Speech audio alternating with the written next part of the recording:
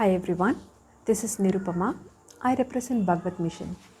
Bagavath Mission is an organization that specializes in mind science. And today's topic is very much relevant to how mind works. But before I get into today's topic, I was pondering about the effort that we put into our daily activities and the corresponding results that we get to see. And sometimes this effort versus the results is proportionate and at times it isn't. So I was thinking, what could be the reason for this gap? Is effort the only parameter or are we missing something else? And I was observing this across the happenings in the society and I was trying to see if there's something that we are missing. At times we do see that people do put in the necessary effort and succeed in whatever they want to. But there are few others who put in a lot of effort. They toil so much, but they hardly succeed. What could be the potential reason? Some of us live a rich and lofty life, while many struggle for their daily bread and butter. Worst is the situation when children are born with disabilities. Why is there so much of injustice and inequality around us? Who is to be blamed for all this, and who would take the ownership? And finally, when nothing works our way, we say life is unfair to us. And if you've been following me so far, you're very right. I am indeed talking about the law of cause and effect, the karmic theory. Welcome to today's session. Let us discuss karma in detail.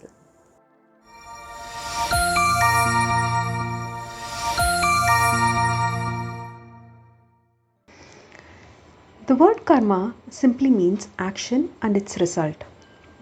Now let us take an example of a ball bouncing back when thrown on any surface.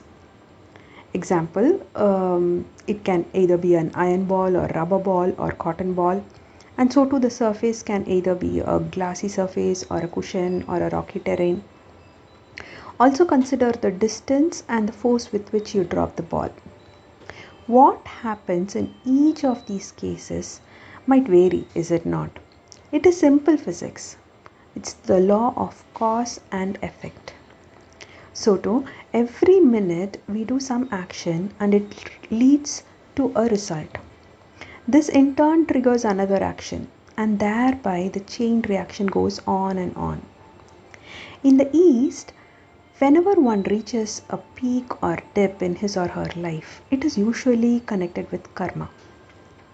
This reference is mostly done when someone undergoes an unfavorable situation.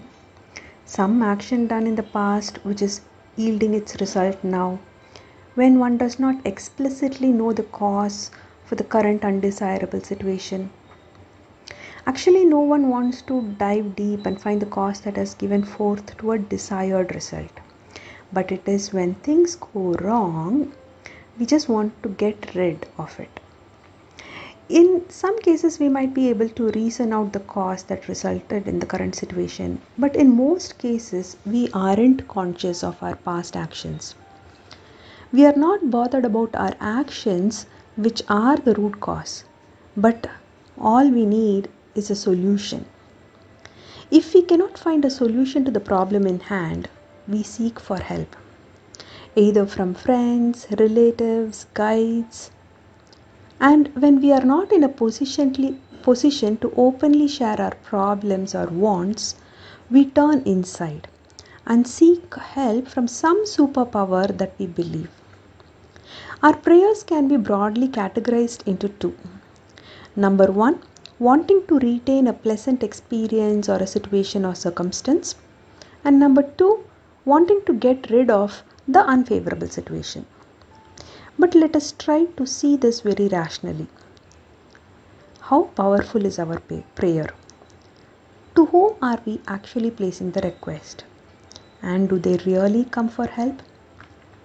Some people are atheists and they do not believe in such existence. While on the other hand, some people are strongly glued to their beliefs and they do not want to question their understanding.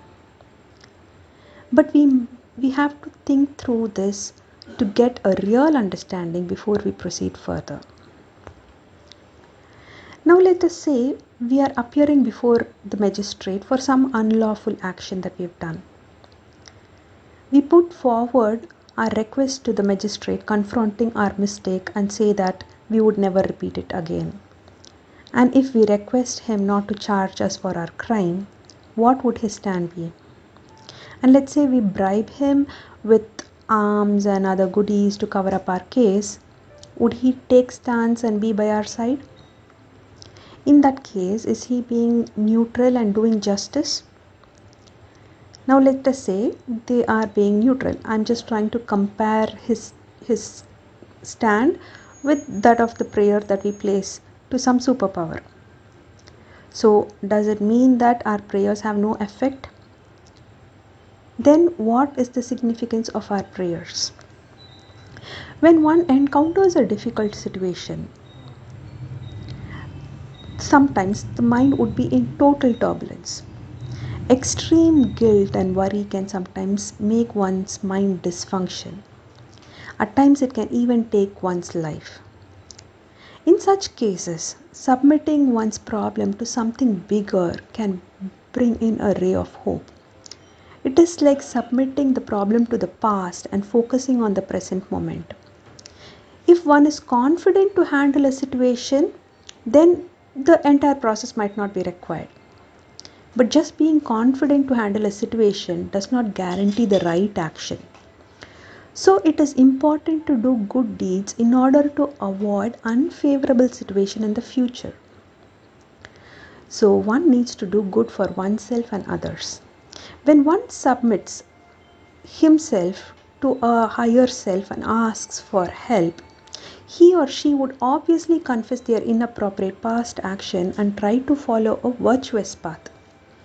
And this is the significance of our prayer. But if anyone is doing a bad deed and if they want to fix it by doing prayer or some other ritual, then is it right? Can we justify this act? Will this not encourage people to continue what they were doing and conveniently fix it by prayer and some other ritual? This is not right. When we put forward our request to some superpower, then they are exactly in the state of the magistrate that we recently saw. If they help us, it is as good as taking stand by some one side. There is yet another way to see this, to solve our problems by ourselves, to be self-reliant and to take ownership.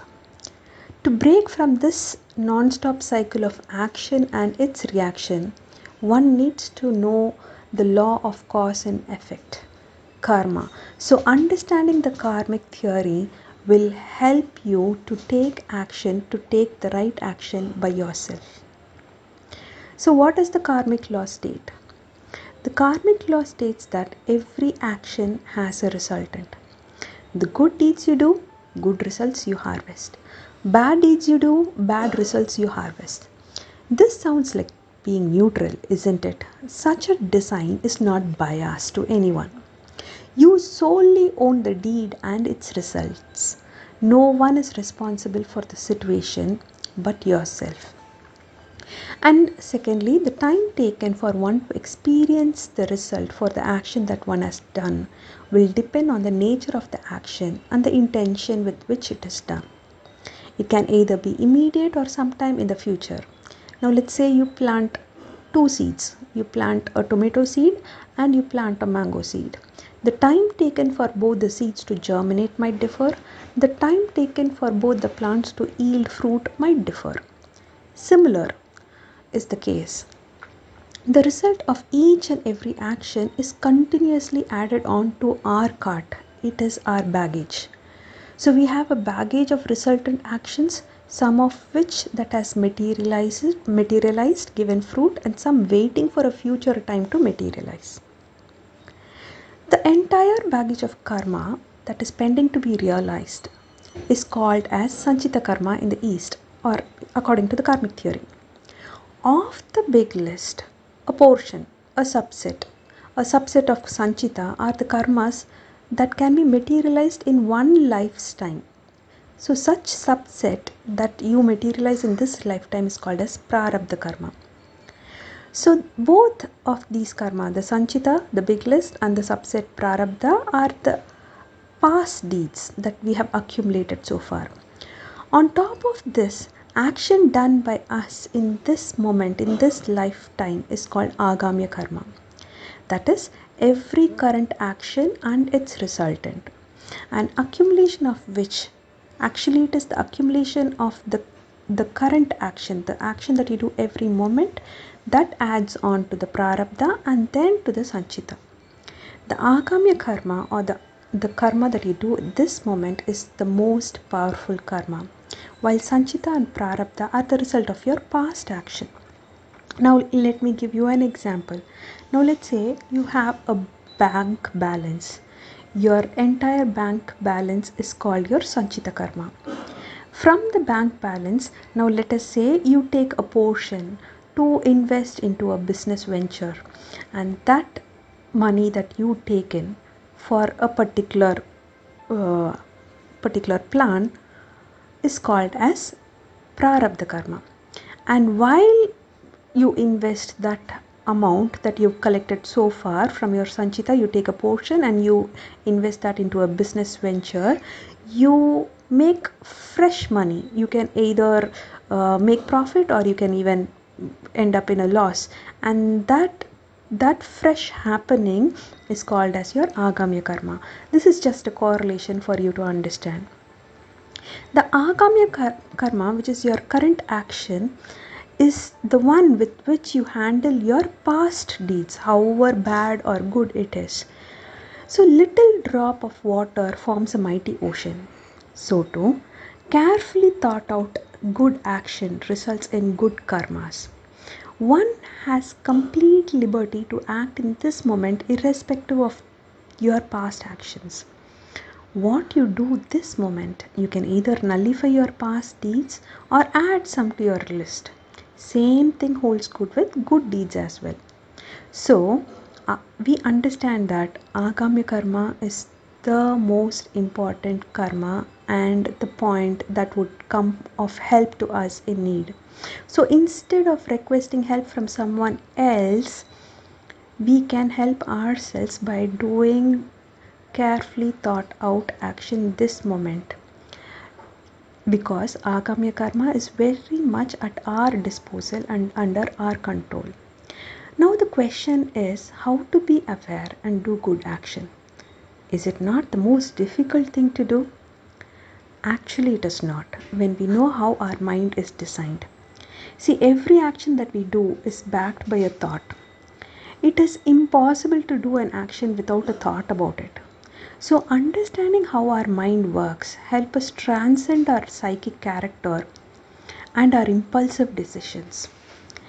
And the point to be noted here is that our actions are what are counted and not our thoughts. Now let me give you an example. Now let us say we are blamed for some mistake that we've done in our past. Okay? And now the person who's blaming you can be a person who's less powerful than you, and in another case the person who's blaming us can be a person at a very high position than us. Okay, in both the cases you will try to justify your stand. Won't we do that? But the way we do it might differ. In both the cases our internal state of mind might not be in peace, but our external actions will for sure differ. How is this possible? Let me give you another example. Now let us say there is a precious article in our house and accidentally someone breaks it. And now let's say there is a family member or there is a servant maid who ends up doing this accidentally. And on the other case, there is a very, very important visitor to your house and they accidentally do it. No intentions, of course. But in both the cases, will our reaction be the same? How is it possible to act beyond our emotions? How is it possible to control your emotions or not be bothered to it? So this is very much possible. And remember the key that Our actions are what are counted and not our thoughts or our emotions. Now, the focus is on the action that we take every single moment. As long as the action that we take this moment is good for one as well as for others, the resultant will also be good. Such good deeds will nullify the past bad deeds, if at all any. Agami karma, or the good karma that you do in this moment, will add on to the karmas of your current lifetime and then the leftovers to your big baggage that is called as the sanchita. So it is important to do good deeds every single moment, as this is the birthplace of all the karmas that we've accumulated so far. But in most cases, we are not bothered about doing good deeds. We are mostly self-centered. We might be short-tempered, but we expect others not to be so. We might not be loving, but we expect it from others. Likewise, we expect only good deeds from others. If we closely examine the principles of various religions, all of them prescribe humanity, love, care, concern for all beings. But do we follow all these? If so, then why do we see so much of violence in our society? The reason is that we are bothered about ourselves and not about others. But when we really understand how our action results in chain reaction, we might consider doing good deeds. First for ourselves, and wherever possible for others as well. Some of us might have a concern with this approach. We have seen people who do bad deeds and continue enjoying life without any problem. If bad deeds end up in bad result, why is that it does not show immediately? Similarly, some people who do good deeds might also continue facing tough times in their life. What is the reason behind all this? Does it not take away the hope of doing good deeds? There are two reasons for this. Number one, the time taken for an action to materialize a result might differ from action to action. Similar to the example of sowing a tomato seed and the mango seed that we saw some time back. The second reason is that every action that we do continuously interacts with our past action, and the resultant is what we get to see. So these are the primary reasons. But despite this, what is wrong in doing good deed? No one can be versely affected just because they have done something good. So no harm in doing good to others. So all that is required is not to compulsively act based on our emotion. Take a minute, think what would be appropriate response to the situation, and then act. To a possible extent, try doing good deeds. Responding and not reacting to others' bad deeds can also be considered as good deed, because it breaks the chain action and reaction. There is yet another kind of karma. So far we saw three types of karma, but there is yet another kind of karma that does not belong to this category. The karmas that are done so far are based on some attachment, some want. But when one does an action without expecting a return, such actions are called nishkamya karma. Kamya means like or desire. Nishkamya means without desire.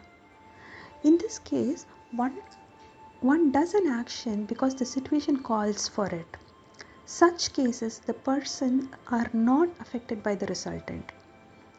It is mainly because the person is not attaching or owning the action. This might seem superhuman, and at times one might question, how would life be without desire? Is it not desire which adds the necessary spice and excitement to life? Wouldn't it be monotonous, and should one lead a monastic life to get here?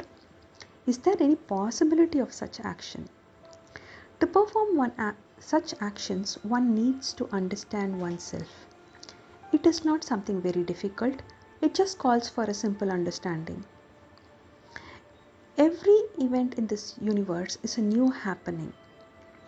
Every moment is fresh and is under continuous change, and we are also part of it. But we get a feeling of continuity through the past moment and the present moment mainly because of our memory. If we lack memory, we would be totally disconnected from our past and know that we are new every single moment. This means that the feeling of I, me, is new every moment. If one acts with this realization, which is our true nature, then it is very much possible to act without desires. That simply means not clinging to our desires. It is very much okay to have preferences, to enjoy the pleasure and the pain that every experience brings. But one just needs to not be glued with it. Addiction and conditional thinking is the problem. When we let go of this, we experience the freshness, the newness that is there in everything, every single moment. This is liberation, a mind liberated from its own conditioning. And most importantly, it is not a superhuman thing to do. Just requires simple understanding. The sky might seem unreachable, but one needs not put any effort to reach to the sky. It's just like how the universe with its galaxies and stars is suspended in the space. So too are we. It is massive but not difficult to reach, for we are already in it. It is the greatest thing, yet very simple too. So too, Nishkamya Karma is the greatest thing, yet very simple thing to do as well. It just calls for this understanding of knowing yourself. So we have so far discussed about Sanchita Karma, which is the baggage of your entire actions that we have done so far. Prarabdha Karma, the one that we are experiencing in our current lifetime. Agamya Karma is the karma that we newly add on to our baggage every single moment. All these could, if done with desire, is fine. If this is done without any desire, and if it's done just as the situation is calling for, this is called Nishkamya Karma, wherein you're totally liberated from the cycle of bondage, action and its reaction, and you're totally free every single moment.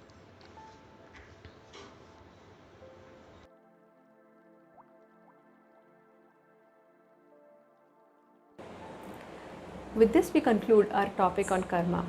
To summarize, I would say, however good or bad your past deeds were, keep your attention on the action that you do every single moment. Secondly, try to go beyond your emotions and decide on what is good for you as well as for others. This much is more than enough. Hope this video helps in understanding your life situation and helps in deciding the right action